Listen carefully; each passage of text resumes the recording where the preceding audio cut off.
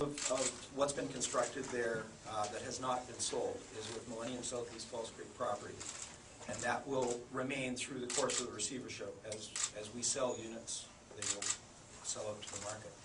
The city owns some of the site, the salt building and other things on the site, in and of itself, separate and apart from Millennium Southeast Falls Creek.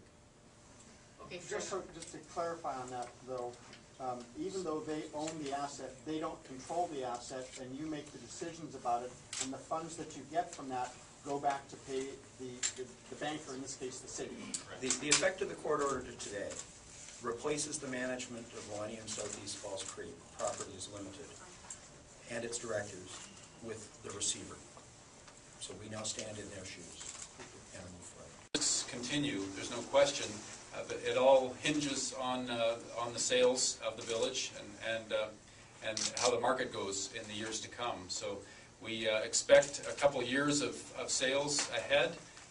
Hopefully with this change today, we're on more stable ground and able to proceed with a sales and marketing program that is robust and that gets money coming in the door and gets people living in the village.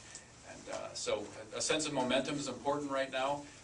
But we won't know probably for a few more years what impact there will be on taxpayers as a result.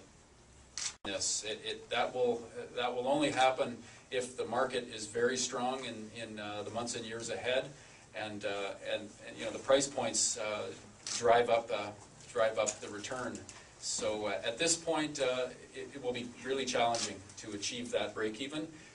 But patience is what's critical, and having options and having the expertise of Ernst & Young to look at the sales and marketing approach, rental approach, I think will give us the potential to recoup as much as possible. And we're going to do everything we possibly can to recover for taxpayers, and we've got the best people in the business that are helping us on that front.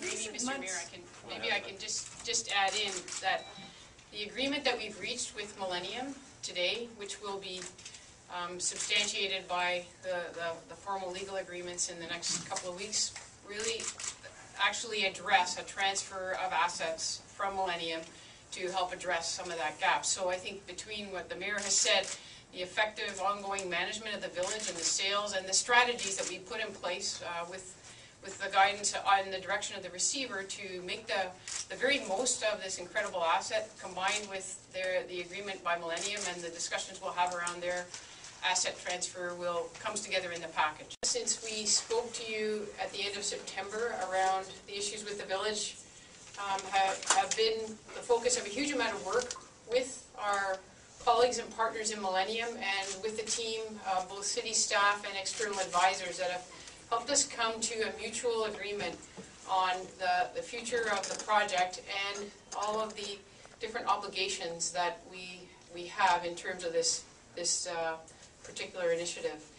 There has been a lot of advice given to the city, and I think there are some very significant themes that came through when we talked to both our own external advisors and others who we brought in to give us a reality check, and those themes were that the best result in a situation like this is patience, and to understand and recognize the huge potential of this development, which is unique and award-winning.